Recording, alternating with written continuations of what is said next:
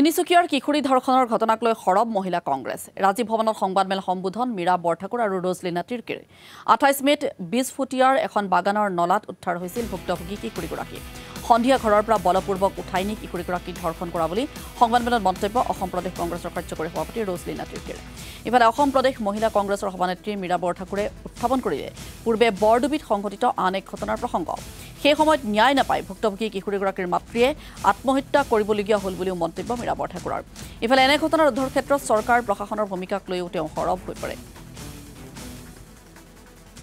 যোৱা 28 মে 2025 তাৰিখে এগৰাকী 7 বছৰীয়া কিশোৰীক ধৰ্ষণ কৰি পেলাই তেওঁক নলাত পেলাই থোৱা হৈছিল এই ঘটনা হৈছে আমাৰ তিনিচুকীয়া জিলা তিনিচুকীয়া সমষ্টিৰ 20 ফুটিয়া চাহ বাগানৰ আৰু আমি সকলোৱে জানো যে এই ঘটনাটো যি 20 ফুটিয়া বাগিচাত হৈছে এগৰাকী বিজেপি নেতাৰ মালিকাধীন বাগানত এই ঘটনাটো হৈছে ইতিমধ্যে যিসকলক এৰেষ্ট কৰা হৈছে তেওঁলোকে অতি সোনকালে শাস্তি দিব লাগে তিনিচুকীয়া আপোনাৰ যেটো 22 কোটি বাগানত ৰাজা কৰ্মকাৰ বুলি যিজনক কৰায়ত্ব কৰিছে 28 তাৰিখৰ ঘটনা 31 তাৰিখে তেওঁক কৰায়ত্ব কৰিছে আমি বিশেষ সূত্ৰে জানিব পাৰিছো যে বিজেপিৰ এজন ব্যাগুম নেতা সঞ্জয় কিষাণৰ ঘনিষ্ঠ বন্ধু মনোজ আগাৰৱালাৰ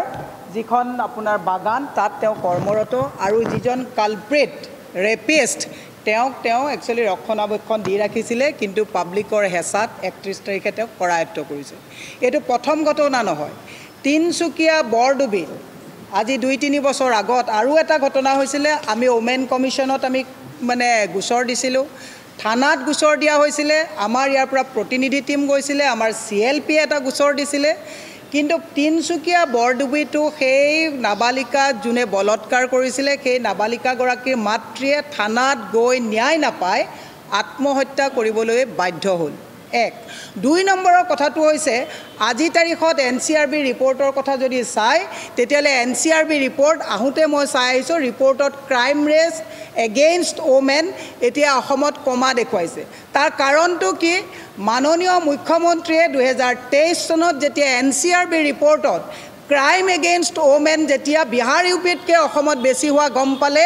মুখ্যমন্ত্ৰীয়ে ফোন কৰি থানাবিলাকত জনাই দিলে যে ক্ৰাইম এগেইনষ্ট ওমেনত যদি কিবা কেছ আহে কেছ ৰেজিষ্টাৰ্ড কৰিব নালাগে কেছ যদি ৰেজিষ্টাৰ নহয় তেতিয়ালে NCRB ৰিপৰ্টত তেতিয়ালে ক্ৰাইম ৰেটটো কমি